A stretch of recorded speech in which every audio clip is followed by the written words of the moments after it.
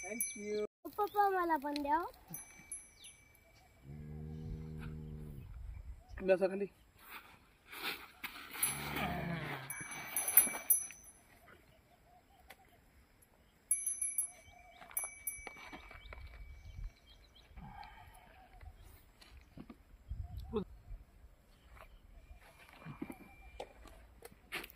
बस.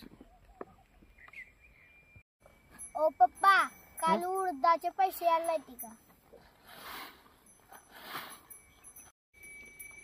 अरे यार ना, कधी पैसे कमी येतात कधी जास्त येतात. आपली शेती आहे, बरोबर आहे ना. तर बघ ही माल म्हणजेच आपली लक्ष्मी आहे, हे लक्षात ठेव.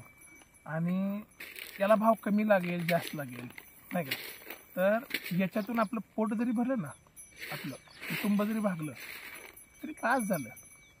कारण शेती ही स्वार्थासाठी नाही करायची, ही सर्वांसाठी करायची असते, लक्षात ठेव.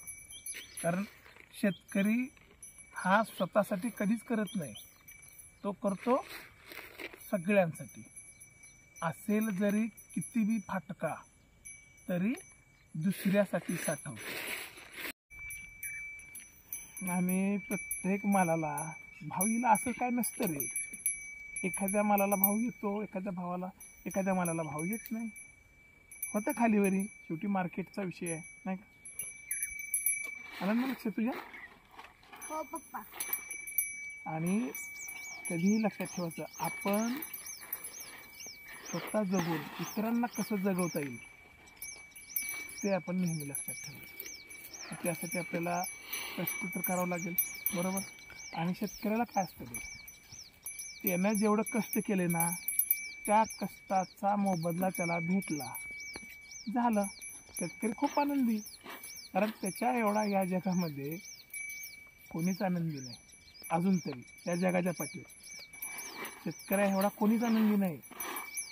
त्याच्यामुळं ही शेती आहे, चिखल लागेल नाही का, पाणी आहे, एवढं गवत आहे, हे असं आहे ते असं नाही म्हणायचं कधी, बरोबर.